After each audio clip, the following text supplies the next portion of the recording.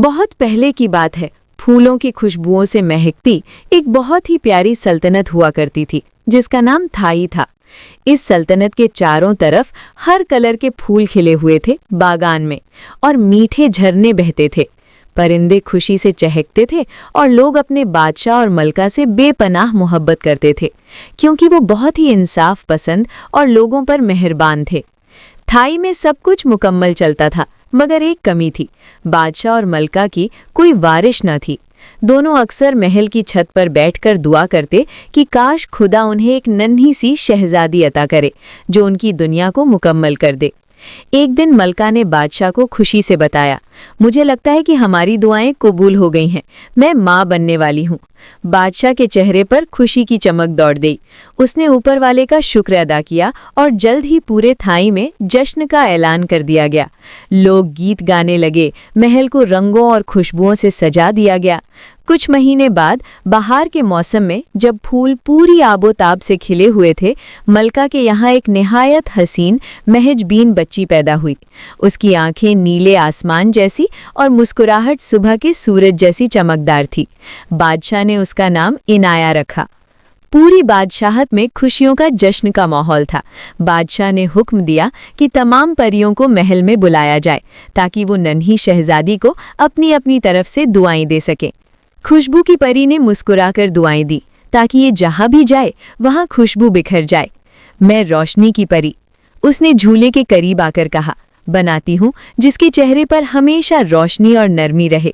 मोहब्बत की परी ने नरमी से कहा, मोहब्बत भर देती हूँ ताकि ये दूसरों के दुख समेट सके। उसे यूं एक एक करके सब परियां अपनी दुआएं देती गईं, मगर बादशाह ने एक परी को जानबूझकर नहीं बुलाया।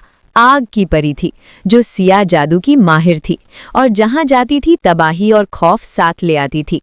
बादशाह ने सोचा अगर वो आई तो खुशी का ये माहौल बर्बाद कर देगी, मगर जब आग की परी को खबर मिली कि उसे नहीं बुलाया गया तो उसके दिल में शोले भड़क उठे। आसमान पर काली घटा छा गई, हवा में तपिश भर गई और देखते ही देखते वो लाल शोलों में लिपटी महल के दरवाजे पर आ पहुंची। सबके चेहरों का रंग उड़ गया। आग की परी की आंखों में शोले घूम रहे थे।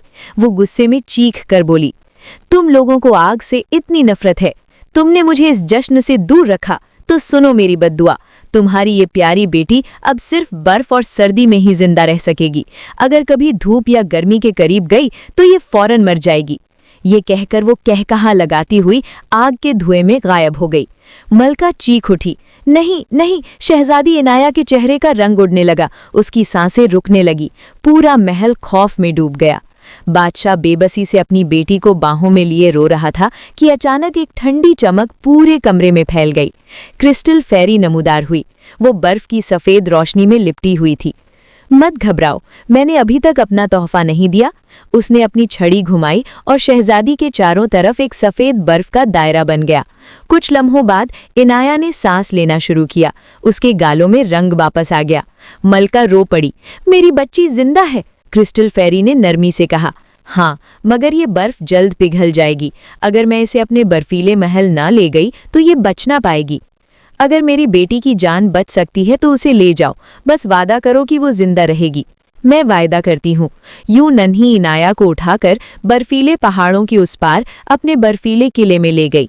किला जादू से भरा हुआ था। दीवारें बर्फ की थीं, मगर नर्म रोशनी से जगमगाती थीं।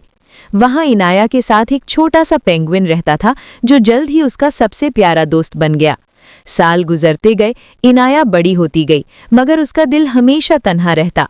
वो अक्सर खिड़की से बाहर देखकर कहती, काश मैं अपने माँ बाप को एक बार देख सकूं।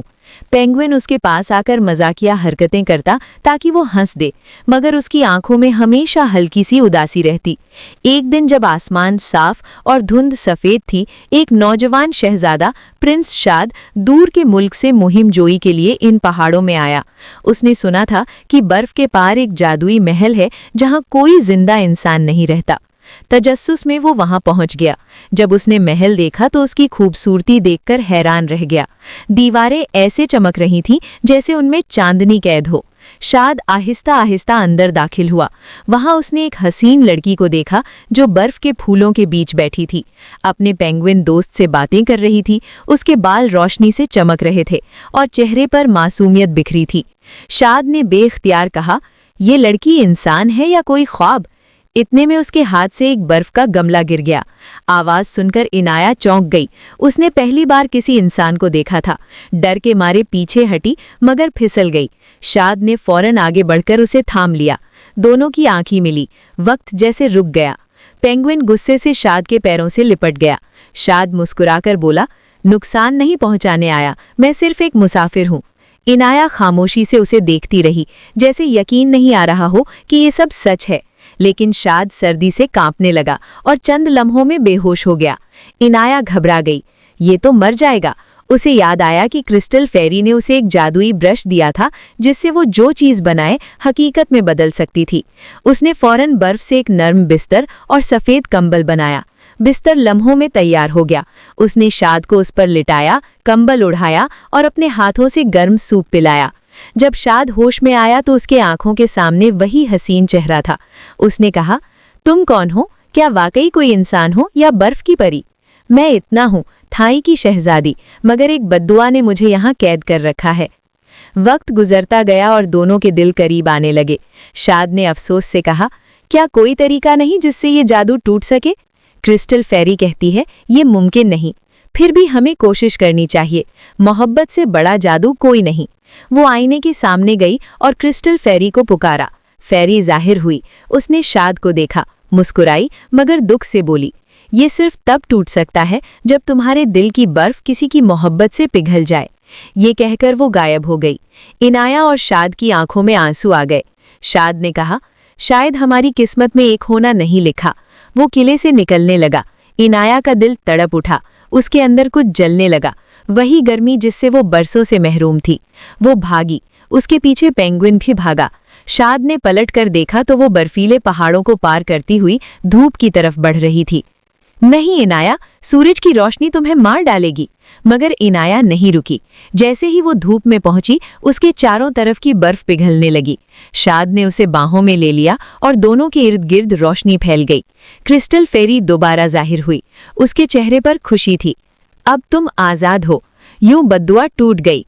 इनाया का जिस्म आम इंसानों जैसा हो गया। दोनों हाथों में हाथ डाले किले से निकलकर वापस थाई आए। बादशाह और मलका ने अपनी बेटी को देखा तो खुशी के मारे रो पड़े। इनाया ने अपने माँ बाप को गले लगाया। बादशाह और मलका ने शाद का शुक्रिया अदा किया। चंद दिन बाद थाई में फिर जश्न हुआ, मगर इस बार पैदाइश का नहीं बल्कि मोहब्बत की जीत का। शहजादी इनाया और प्रिंस शाद की शादी धूमधाम से हुई। फूलों की बारिश हुई, परियां गीत गाने लगी और पूरा मुल्क रोशनियों में नहा गया। यूं तो सब हमेशा खुश रहने लगे।